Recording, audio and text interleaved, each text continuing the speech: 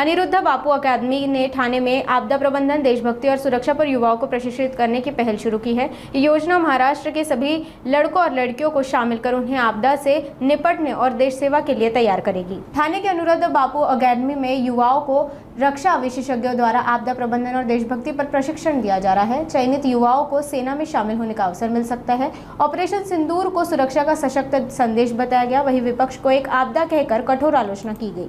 नमस्कार। महाराष्ट्राचे आराध्य देव छत्रपती शिवाजी महाराजांना वंदन करून, भारतरत्न डॉक्टर बाबासाहेब आंबेडकरांना वंदन करून, यांच्या नावावर आपण ITIचे नाव ठेवलं आहे असा जिजाऊने वंदन करून, अहिल्याबाई होलकर ज्यांचे आता 300 वर्ष चालले त्याने वंदन करून, ज्यांचे प्रेरणातून आपण पूर्ण महाराष्ट्रामध्ये हा डिझास्टर मॅनेजमेंटचा काम सुरू केला आहे।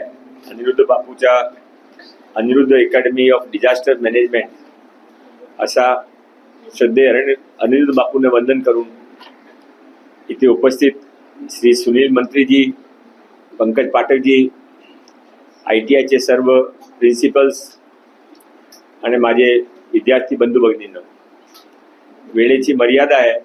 आपण हा टेक्निकल सेशन आहे, तो टेक्निकल सेशन मध्ये जास्त काय माझ्यासाठी बोलण्यासाठी नाही आहे। ते जे टेक्निकल लोक इथे आपलं शिक्षण देणार त्यासाठी तुम्ही आले ते तुमच्याशी बोलतील।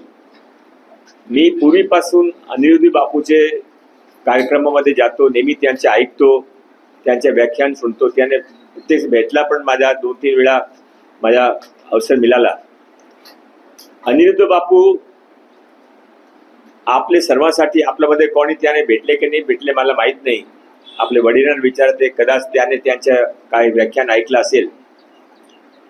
पण अनिरुद्ध बापूचे जीवनामध्ये यांनी जे पुस्तक लिहिली आहे, जे व्याख्यानमध्ये जे सांगतात ते 25 वर्षाच्या नंतरची समस्या त्यांचे निराकरण, 50 वर्षानंतरची समस्या त्यांचे निराकरण अशी त्यांची दूरदृष्टी आहे।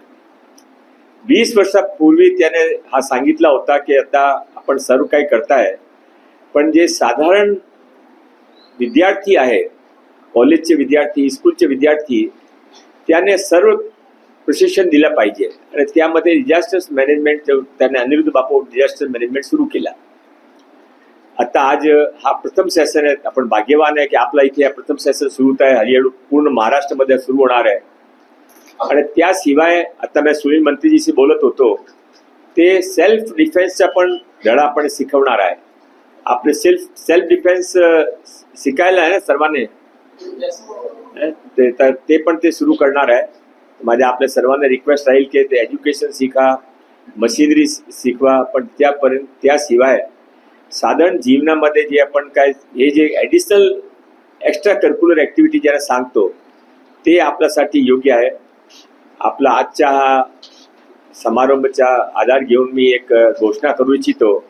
आपण या जूनपासून पूर्ण महाराष्ट्र सर्व 427 ITI मध्ये 6 नवीन कोर्स इंट्रोड्यूस करत आहे।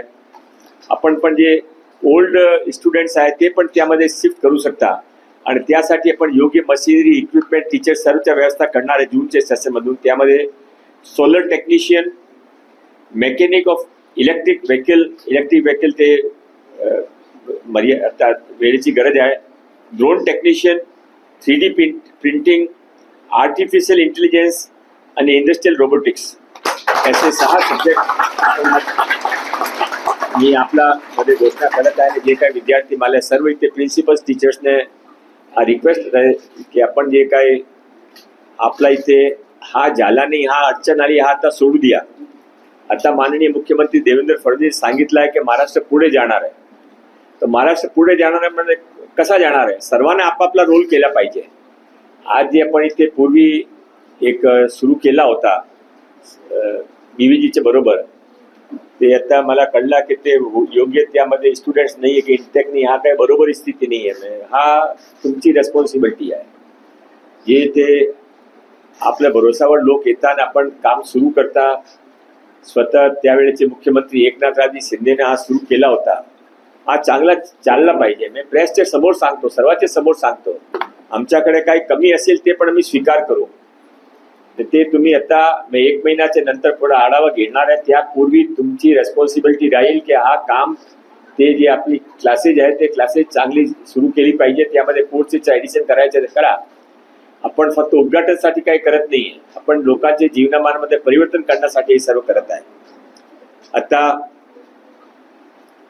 सुनील मंत्रीजी आपल्याशी बोलले आहे, ते कार्यक्रम होणार आहे आणि ते हे आज काळाची गरज आहे. सिव्हिल डिफेन्स, मी फक्त एक गोष्टी सांगून माझ्या बोलणं थांबवतो.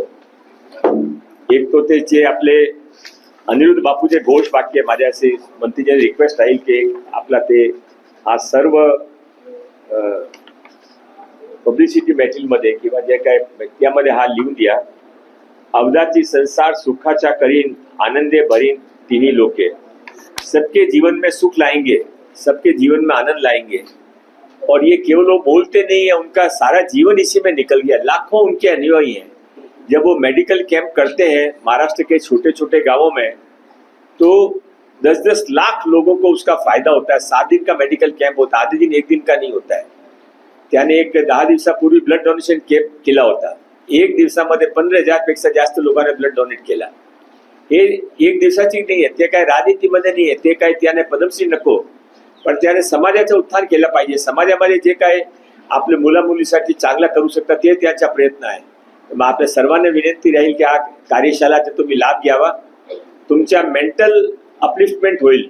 हा फक्त सिव्हिल डिफेन्स फक्त एक कोर्स नाही आहे, ते आपले मेंटल अपलिफ्टमेंटची एक प्रक्रिया आहे. त्यामध्ये तुम्ही भाग घ्यावा.